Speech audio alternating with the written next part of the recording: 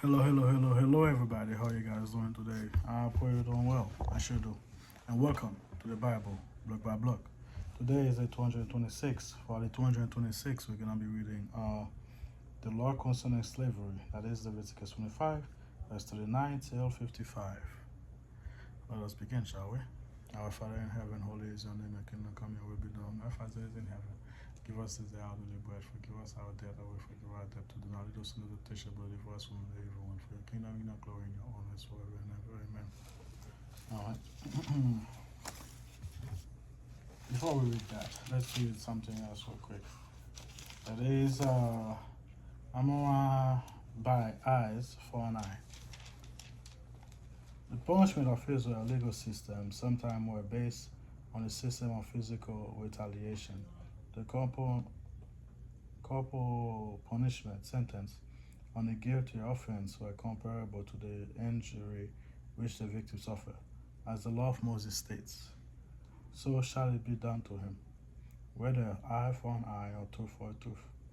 Sometimes the law of an eye for an eye, tooth for a tooth is considered to be primitive retaliations. It was designed, however, to protect the helpless from unfair reprisal by the powerful. Once a person had been judged guilty, justice was performed with complete impartiality. The rich man did not receive a lesser sentence for the same crime as did the poor man. The principle of physical reprisal may have come to Israel. I was just about to I was just getting ready to agree with them. I was just getting ready to agree with them. And be like, yeah, they get something right. And they have to do that crap, right? Anyway, let's keep finishing. The principle of physical reprisal may have come to Israel, to the Amorite, as is suggested by law from a prominent Amorite king. No, it did not.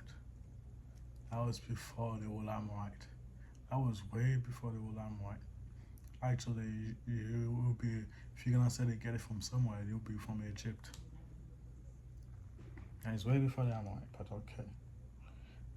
Hammurabi or Hammurabi was the sixth king, 1792 to 1750 BC. That is before the Israelite. That is way after.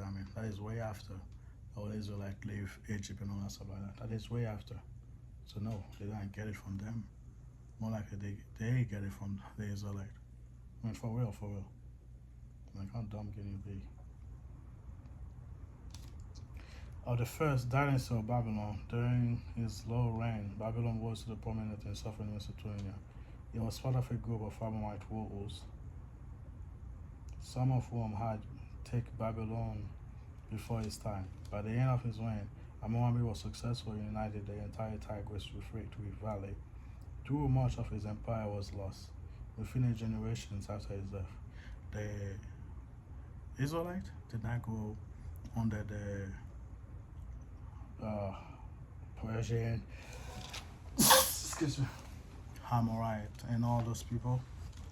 They did not go under them until like hundreds to 1,000 at least years later, after they leave Egypt.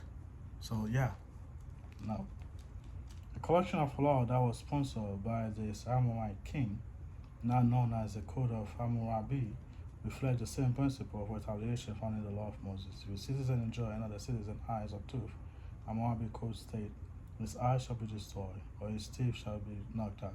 Such retaliation is not found in the law code of the Sumerian or Hittite, nor in the law of Geshonite. Possibly it comes from the time when Amorite tribe populated both Babylon and Palestine. Again. That was a thousand years after, the Jew leave Egypt. That was 1,000 years after the Jew leave Egypt. That the Torah was already written before that rules and law. And the Hamorite thing they're talking about have 200 and something law. I don't remember, right? 200 and something law. And it wasn't even law. It was about their gods, what they do, what they don't do, and stuff like that. That's what it was.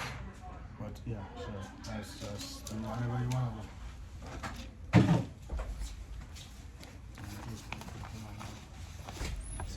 How you doing? Anyway, let's just read something useful this time. The Bible. And if one of your brethren who dwells by you will become poor and sell himself to you, you shall not compel him to serve as a slave, as a hired servant and a sojourner. He shall be with you and shall serve you until the year of Jubilee. Then he shall depart from you, he and his children with him, and shall return to his own family. He shall return to the possession of his father. For they are my servant, whom I brought out of the land of Egypt. They shall not be sold as slaves. You shall not rule over him with rigor, but you shall fear your God. And as for your male and female slave whom you may have from the nation that are around you, meaning servants you pay from the nation around you, or people you take over because of a war or something like that, right? From them you may buy male or female slave. Moreover, you may buy the children of the strangers who dwell among you, and their family who are with you, which they beget in your land, and they shall become your property, and you make to them as an inheritance for your children after you, to inherit them as a possession. They shall be your permanent slave, but regarding your brethren, the children of Israel, you shall not rule over one another with rigor. Now, if a sojourner or a stranger close to you become rich, and one of your brethren who dwell by him become poor, and sell himself to the stranger or sojourner close to you, or to a member of the stranger's family, after he is sold, he may be redeemed again. One of his brethren may redeem him,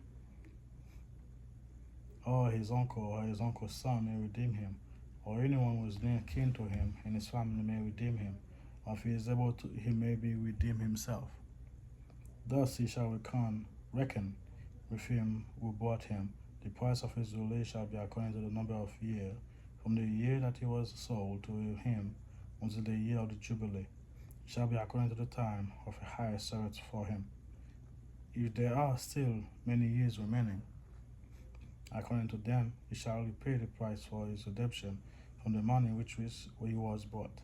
And if there remain but a few years until the year of Jubilee, then he shall reckon with him, and according to his year he shall repay him the price of his redemption.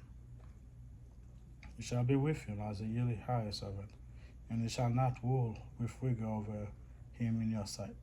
And if he is not redeemed in this year, he shall be released in the year of Jubilee, and his children with him. For the children of Israel are servants to me. They are my servant, whom I brought out of the land of Egypt.